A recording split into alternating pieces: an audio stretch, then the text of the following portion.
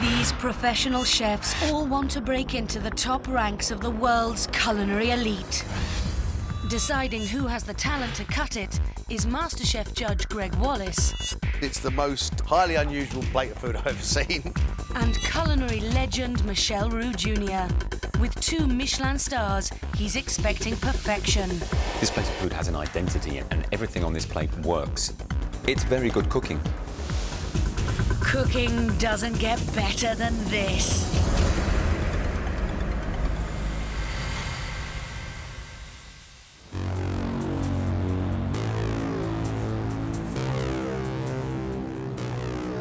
These 4 chefs have been working in professional kitchens for years, but they want to prove they can compete at their industry's highest level. We want to find a chef who has that something extra. A chef that oozes talent and has all the requirements to do great things. Something that shows us that they could be a real force in the future.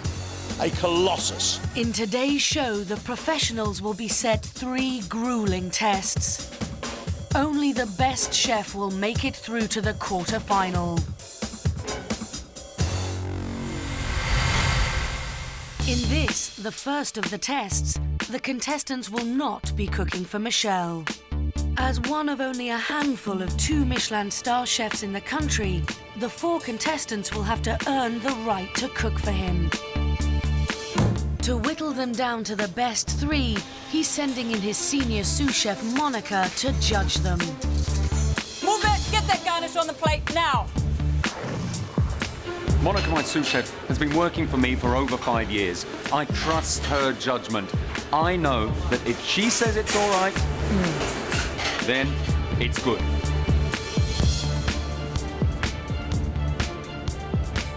Monica wants to determine who she'd be prepared to put in front of Michel. Only the best 3 chefs will have the privilege to cook for him. The other will be going home. Today's skill test is to joint this rabbit into 5, 4 legs and a saddle. You take these back legs off to here. Where would you take the front leg off? Here? You pop the joint out like that, and you can see where you're just going to cut it right off. Straightforward. Today's palate test is to make us some scrambled eggs. We have 4 chefs in this competition, all fighting for the right to cook for Michel Roux Jr. Only 3 of them are going to make it. If they want to cook at Michelin level, they have to be able to deal with pressure.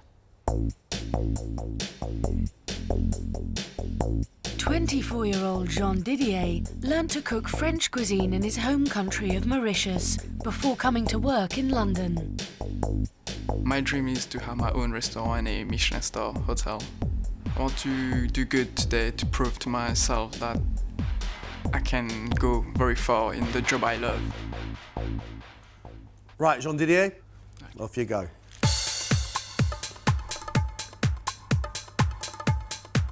I will be upset if I lose today. I want to win really badly.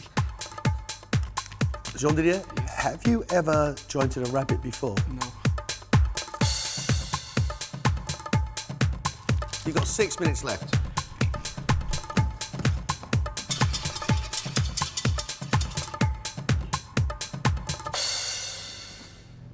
You have finished and you've got 3 minutes left. Jean Didier, your skill test. You started well. Managed the first leg off very cleanly. The saddle is a bit of a mess. You can't serve that as you've left it. I want to see your scrambled eggs. Using that whisk has broken the egg up too fine, and then it's all stuck together.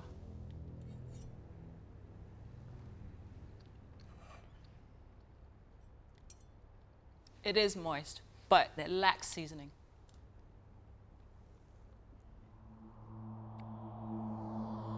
I'm quite impressed by your herb sticking on the side. I'm not that impressed with the way you cooked your egg.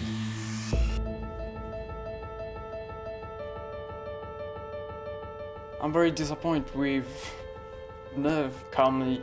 You don't control nothing.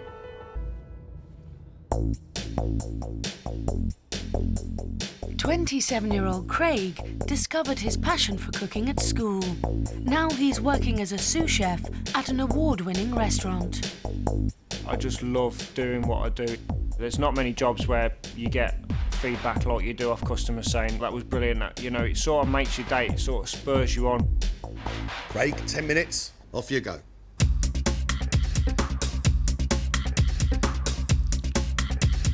I'd like to see myself in the final. I'd like to see myself there in with a fighting chance. 5 minutes, Craig.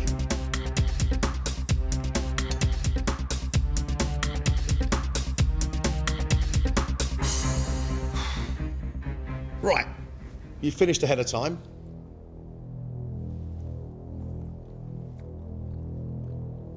That's a lovely, moist scrambled egg, Craig. Really nice. Lacks seasoning.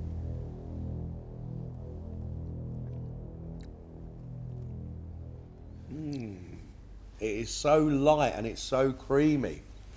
Could do with a bit more flavour. On with your skill test.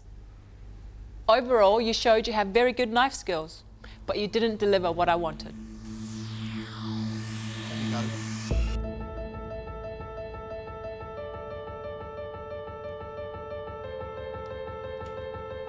Took 6 pieces off the rabbit instead of 5, and schoolboy error not tasting the scrambled egg.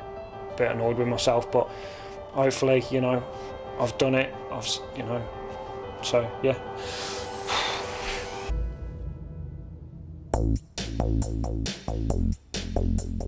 Sous chef Daniel's love of cooking started aged just 11 when he took over cooking the family meals. My ambition as a chef is to have my own restaurant. Even just being told by Michelin star chef what my food's like, that'll just give me the confidence I need, I think. 10 minutes, off you go.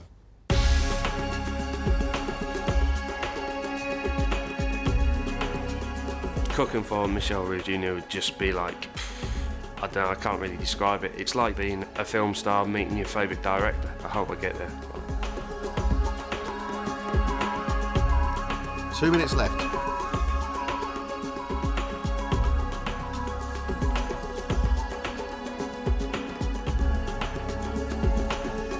Good. Finished? Yep. With 30 seconds to spare, you're finished. Daniel, Michel would have been very happy with the legs you removed off that rabbit, but not about this saddle. There's not going to be a lot of meat left on that to serve. Yeah.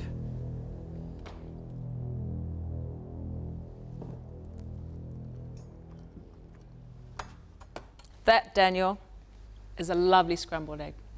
Nice and moist and well seasoned. I'd happily give that to Michel.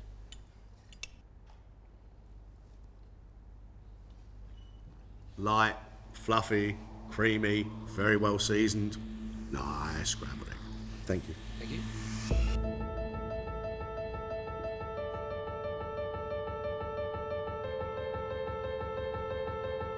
I messed up the saddle of rabbit, but I think I pulled it back with the scrambled egg.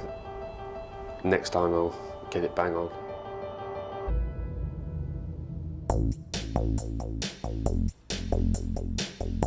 Last up is 22-year-old head chef Nicola, who became the first woman to win Nottingham's Young Chef of the Year in 2008.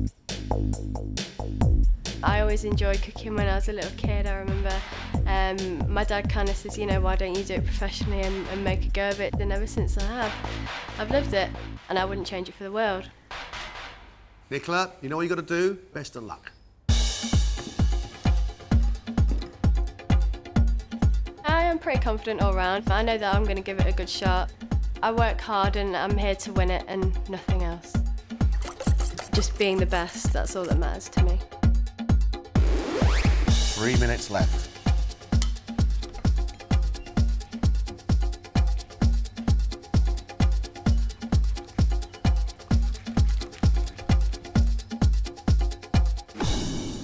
That's it, finish. Nicola, with your skills test, what you've given me are the loins. Very nice loins. However, what I wanted was 5 pieces. I have 6 pieces here. Moving on to your palate test. Why you would cook scrambled eggs with extra virgin olive oil is beyond me. And the worst thing that you could do as a chef, as a professional, butter on that board with the blood, where you prep the meat, cut through it into your scrambled egg. Do I want to taste that? No, I don't want to get sick. Thank you very much for your efforts. We'll see you soon.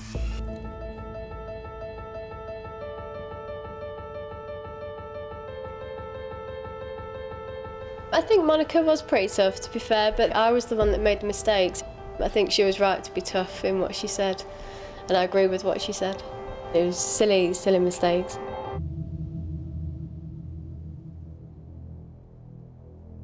I found that absolutely fascinating. Overall, good knife skills. The one who delivered the best scrambled egg and gave us the best rabbit was Daniel. Daniel did a very good job on jointing his rabbit. Those legs were fantastic. I would have served Daniel's scrambled eggs to Michel. He's definitely going through. It means a lot to get further in the competition, so hopefully I've done enough to get through it. Craig made a good go at removing the legs of the rabbit. He showed very capable knife skills. He made perfectly textured scrambled egg. Great texture, lacked seasoning, but Craig has some potential. He has to go through. I'd like to think I've done enough to prove myself, to show that I can cook, that I can do butchery skills, and hopefully I'll be in the next round to cook for Michel himself. Now we have to decide from Jean Didier and Nicolas. There's very little, really, to praise Jean Didier. If Michel watched him whisk those eggs to death, he'd be absolutely horrified. But Jean Didier really made an effort with the presentation. He had chives on there and parsley. His was by far the best looking scrambled egg plate. For me, if I need to judge me, I would put 0. I just wish to go further, but now I don't know. Nicola had never jointed a rabbit before, but she got the legs off very well. Her palate test, an absolute disaster.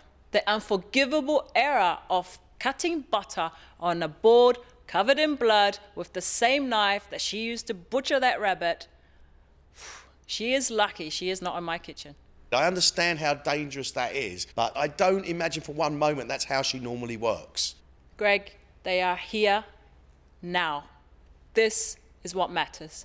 I don't think that they did see my potential today, but I'm still hopeful. We have 2 chefs here who have done quite well. We have 2 who have really, really disappointed us, but we have to put 3 through. It's very clear to me who should go.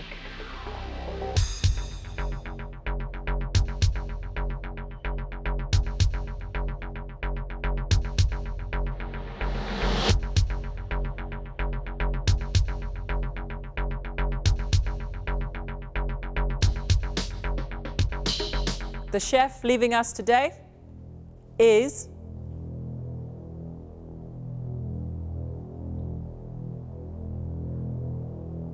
Nicolas.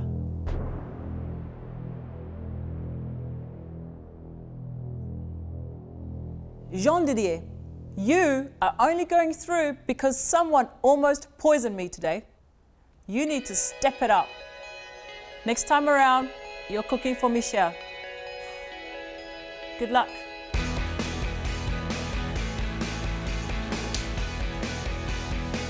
That was really stressful, but I'll get my nerves together for the next round.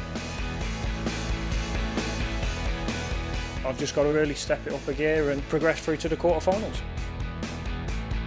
Lucky today. I'm really excited now, and I will do my best to go very far in the competition.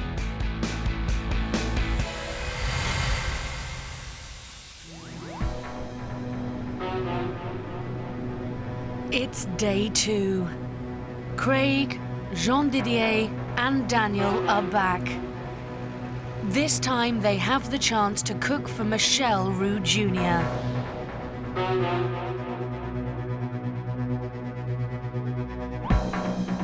To get through to the quarter-final, they have to show him they can deliver the precise, inspiring food expected at this highest level.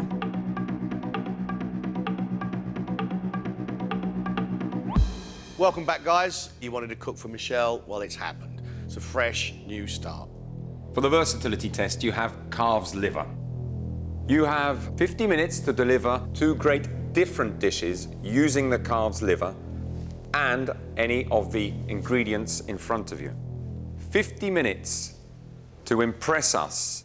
Good luck.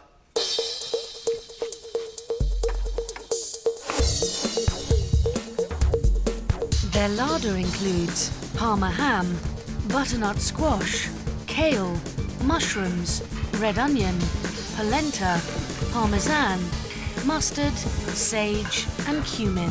They also have a selection of plates to give Michel a sense of their presentation skills. We have given them 4 slices of beautiful calf's liver. It is one of the most versatile and delicious livers that you can eat. It has to be cooked pink. I don't want overcooked liver, otherwise it will be chewy and dry and horrible. I would love to see the chefs thinking outside of the box. Who has a good repertoire? Who has the knife skills? Who has the organisation? Who can think fast on their feet?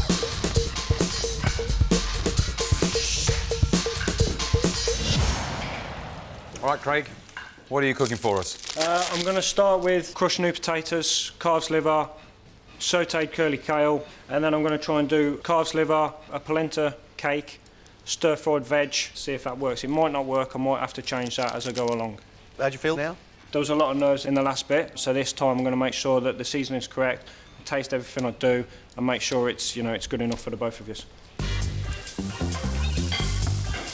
If I had a stumbling block today, it's probably the nerves taking over and then getting the combinations of the flavours wrong. So, in the back of my mind, I've just got it going, keep it simple, keep it simple, keep it simple. You've had 25 minutes, you're halfway. I personally suffer from lack of confidence, but for some reason when I put the jacket on in the kitchen, it kind of changes me. Just for Michel Roux Jr. to say what my food's like will be amazing. All right, Daniel. Hi. What's the essence of a good liver dish? If you're sautéing it, it needs to be still pink in the middle, and if you're braising it, it needs to be slow braised, so it's not too tough, not chewy. What do you think we're after here, Daniel?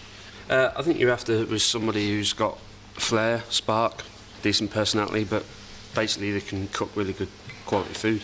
Are you the finished article? I hope so, yeah.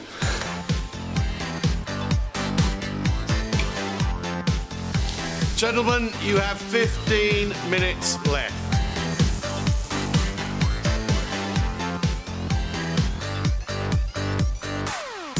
What kind of ambitions have you got, Claudia?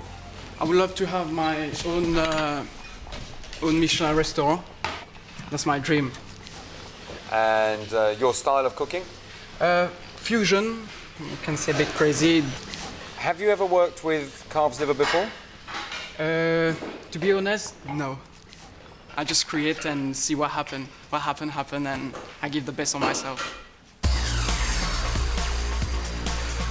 I love cooking and creating. I'm very passionate about it, and it's just like a kid who plays. And for me, when I finish a plate, it's like I paint a picture.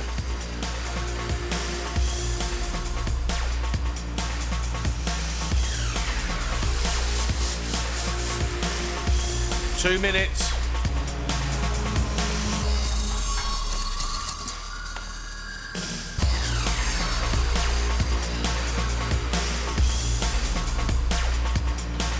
$90 seconds left.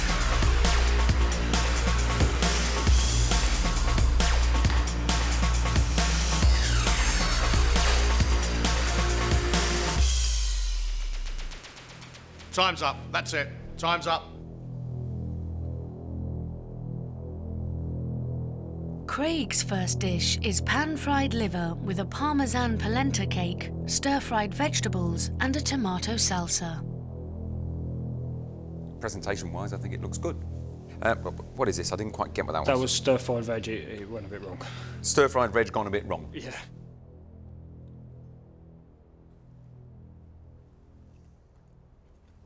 The liver's okay. Polenta lacks a seasoning. And I'm not so keen on the raw onion. It's a really aggressive taste. That stir-fry veg thing is not right. It doesn't work. That's not pleasant. That's not pleasant to eat. This was the dish where you said you didn't know where it was going to end up, and we can see that. I think with this, less would have been far more. It has gone a bit mishmash. That looks a car crash on a plate, and I am not very happy with it, to be honest with you. Craig is praying his second dish of calf's liver with crispy Parma ham, crushed new potatoes and curly kale will hit a better note with the judges.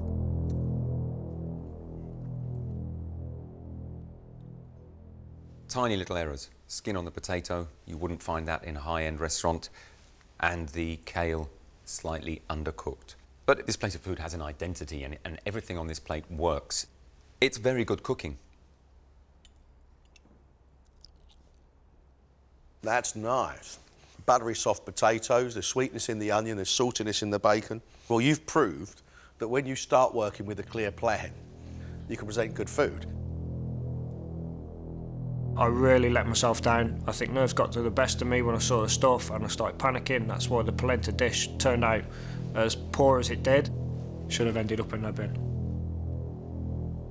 28-year-old Daniel's first dish is braised calf's liver with a cumin-spiced polenta cake, Parma ham and kale with an onion jus.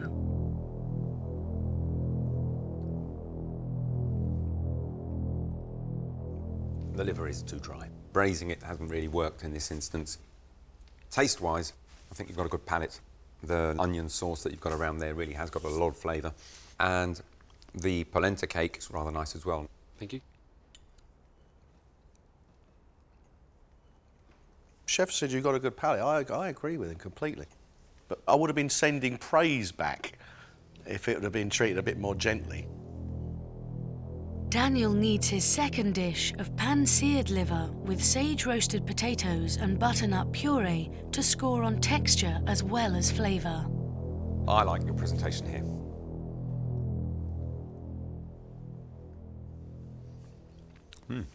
The liver is pink. The butternut squash puree is silky smooth. And your sauce as well, got a nice balance. It is very, very simple food, but even 3 Michelin-starred restaurants serve simple food with only 3 ingredients on the plate. But it has to be perfect. And I think in this instance, you've done it. That's a very accomplished dish.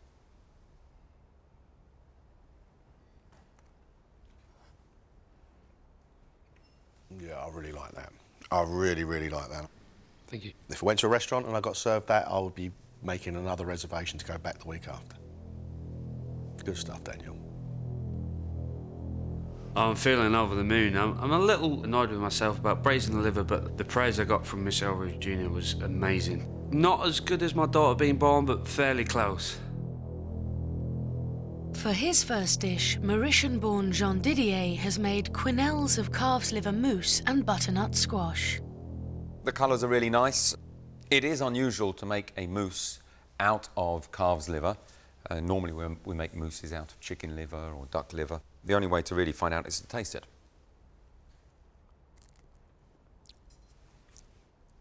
Seasoning's good, but texture's not right. It's the most highly unusual plate of food I've ever seen. It's not displeasing, it's just so different.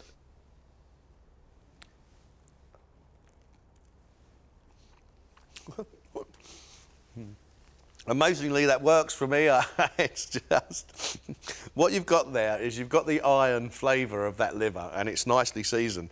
And you have a sweet note of butternut squash. You may be some sort of genius, or you may have just got really lucky. Jean Didier's second dish is a calf's liver mousse rolled in pan-fried Parma ham with steamed kale and mushrooms. This is very nicely presented. It's a very interesting way to serve calf's liver. I've never seen it like this before. It needs a good sauce, and it needs crisping up on the outside. As a whole dish to eat, I still prefer a slice of liver. But it is really tasty.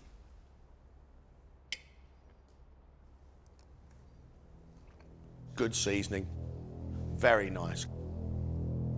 I will always do what's come in my head, just create. And I'm very happy and pleased that they like it. We are only halfway. We've got a very big round coming up where everything can change. We'll see you soon. Well done.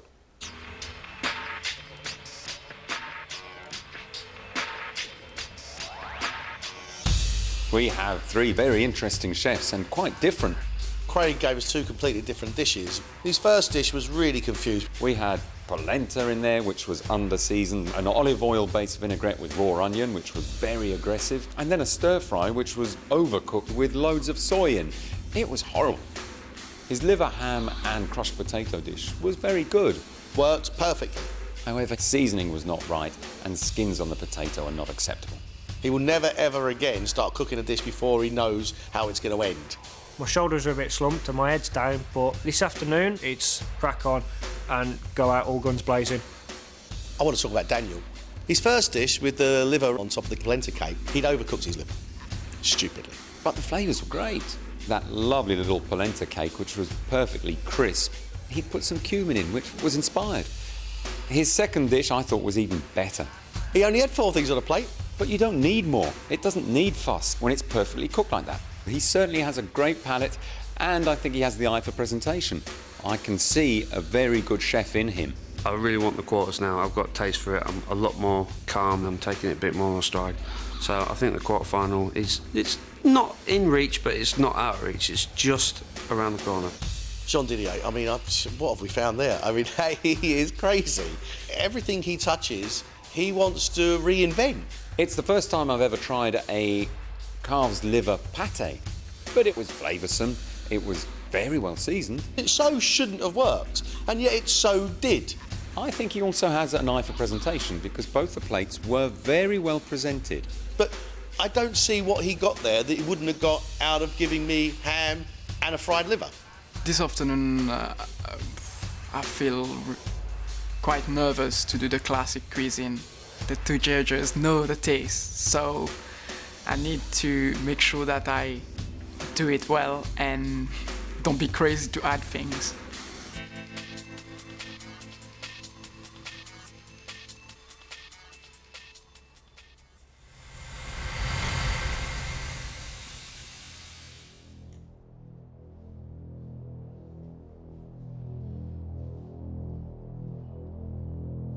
For the classic recipe test, we want you to cook a matelote d'anguille, freshwater eel stewed in red wine with bacon. With this, we want you to serve a potato dish that would go with this great classic. We also want you to cook a crème brûlée with a flavouring of your choice. 1 hour, 20 minutes, 1 quarter-final place, gentlemen. It's up to you. Off you go. Good luck.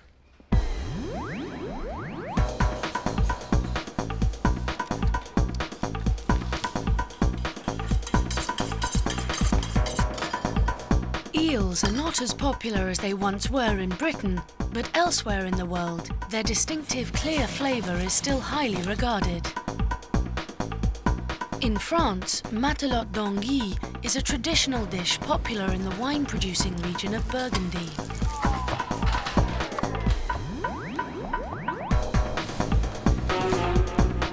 They're either going to have to fillet this eel properly or keep it in sections, but either way, I want to see great knife skills. The eels need to be dusted in flour, roasted off so you get that lovely crisp skin, and then slowly cooked in a nice red wine sauce. I just hope they treat the humble eel with care, because cooked properly, it can be raised to fine dining.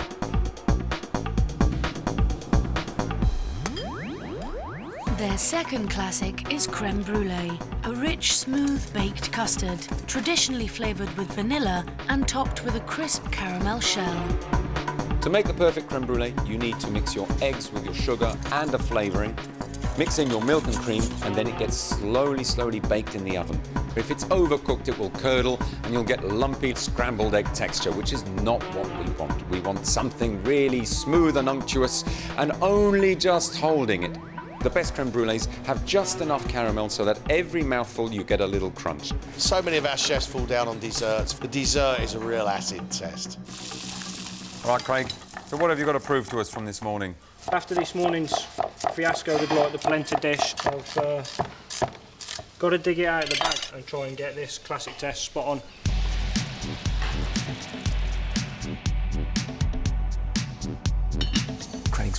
different with his eel dish. What worries me is that he might try a little bit too hard on what are classic dishes. You've had 30 minutes, 50 minutes left.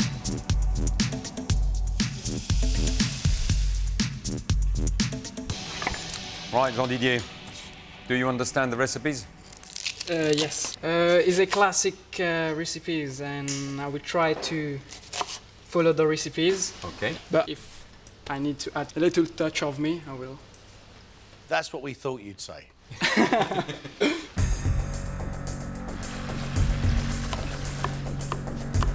We now know that his natural inclination is to go slightly wild, very creative, dare I say inventive. I don't know what he's going to give us for this eel dish. I'm hoping it will resemble a matelote, but who knows?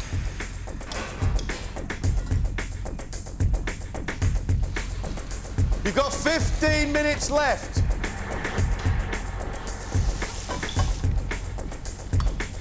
All right, Daniel. Right. Why MasterChef? Because it's a good launching pad. Obviously, my ambition's there to win this, so I'll do as well as I can, make a name for myself, and then eventually get my own restaurant.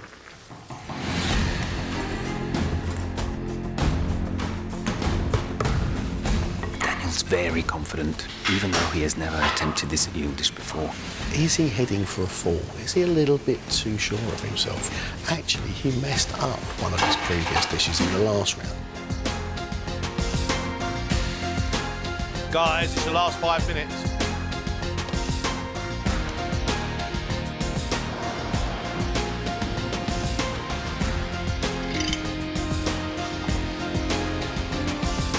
"30 seconds. You've got 30 seconds.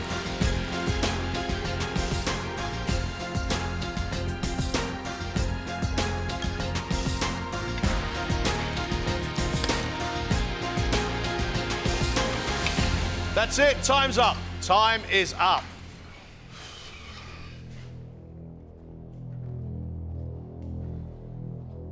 With a quarter-final place at stake, the chef's classic dishes must reach the standard Michel requires. First under scrutiny is their matelote d'anguille. Right, Craig. Craig has served his eel stew with pan-fried potatoes. I like your potatoes fanned out like that. Visually, it works.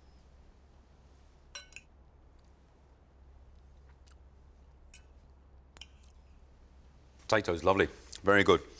The eel is very succulent. The sauce is a little bit thin, and we could have had a bit more of it. But that's a very good matelote. Well done.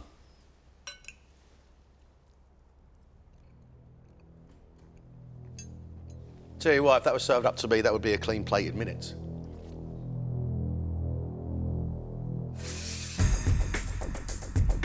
Daniel's eel is served with a pancetta and potato mash.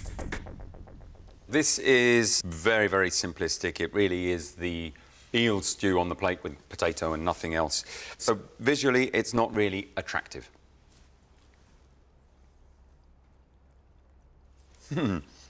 Thankfully, it tastes very good. The eel melts in the mouth. I like the salty bacon in the mashed potato because that works well with that lovely red wine sauce.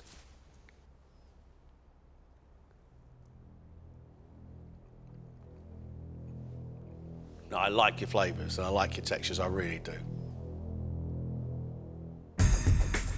Jean-Didier has served his matelote d'anguille with a tower of dauphinoise potatoes.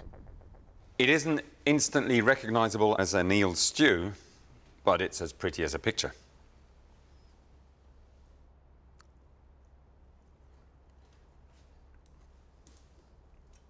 You have chosen to cut the eel into minute pieces, which is a bit of a problem because it's not a real matelote. However, what you have done is that you've presented me some food here which is beautiful, well cooked and well seasoned.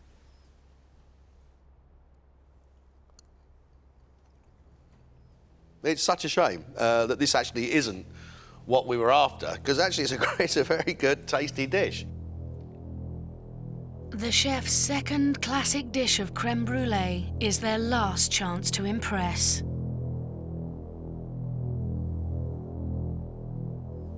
Right, Craig. Craig's flavoured his creme brulee with passion fruit. Your brulee on the top is speckled with a few black points there. A little bit over-enthusiastic, maybe, with a blowtorch.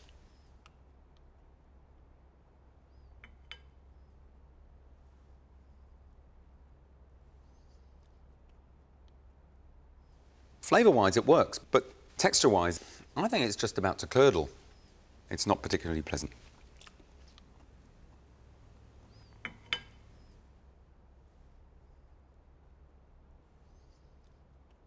Love that passion fruit in there. That's really lovely. But the blackness on there means you get a very, very bitter aftertaste once you get the sugar. Mixed emotions. The creme brulee didn't obviously work out, but with a dish, eel, never worked with before, I think I held my own, so it's not too bad. Daniel has garnished his creme brulee with passion fruit and a pistachio and caramel brittle. I think this looks great. I think you're well on the way to achieving the standards required with this dish. Ooh.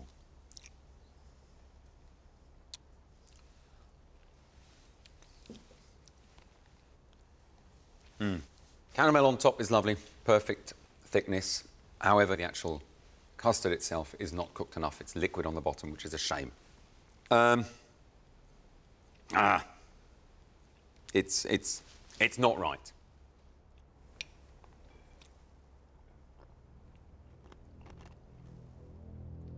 Sad, really, because, you know, it looked fantastic. You break in to find you've got a puddle of vanilla underneath. I wanted everything to be perfect, so I'm quite gutted, to be perfectly honest. Jean Didier's orange-infused creme brulee is accompanied by a soft orange meringue cream and a passion fruit. Your creme brulee isn't quite bruleed enough. The bits that haven't melted are starting to go black and so therefore burnt caramel, which is not particularly nice.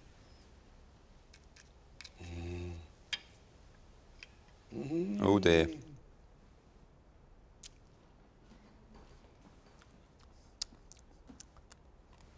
Your creme brulee is curdled, cooked at too high temperature, and it's gone into a sort of scrambled egg texture, which is not nice.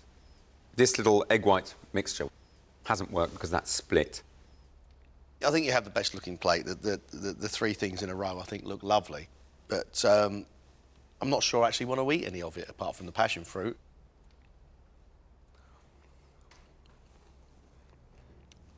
No, not good. It's swamp-like. Today I tried to follow the recipes, but the little voice inside me could stop to put something in it. Thank you. Off you go.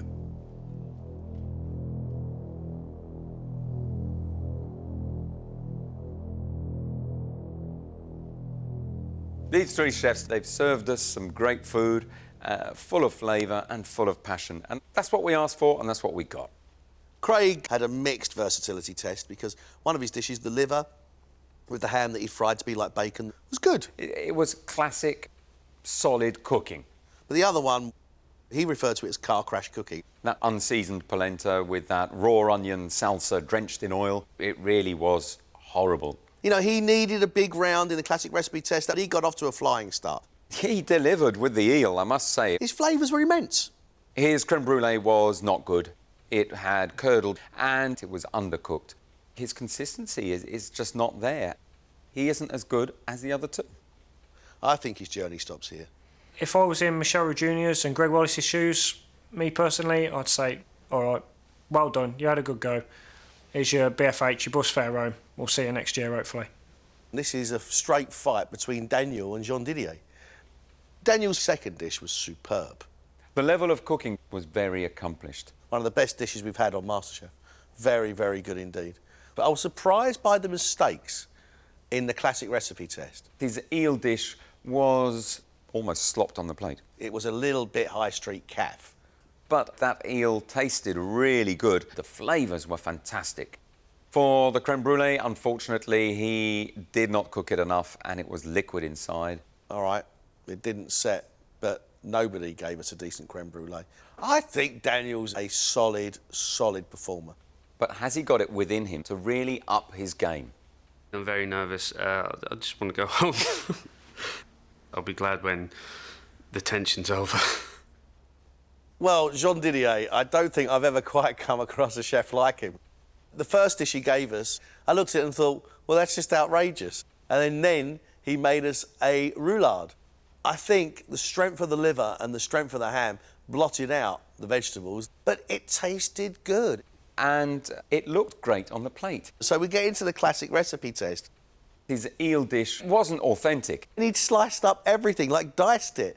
However, it tasted great and looked really beautiful. His brulee, by far the best presented dish on the bench. But didn't eat well at all. I mean, I don't know what to make of this lad. I definitely feel myself drawn in by his enthusiasm, but he also scares me. He may give us something wonderful. He's just as likely to give us something ridiculous.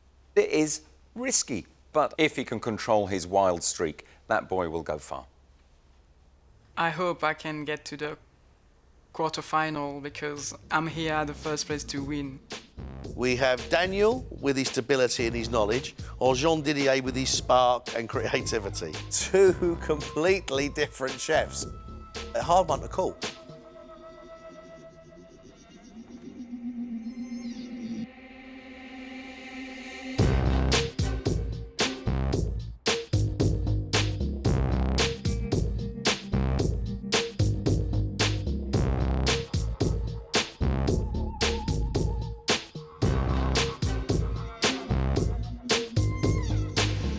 And the chef going through to the quarterfinal is Daniel.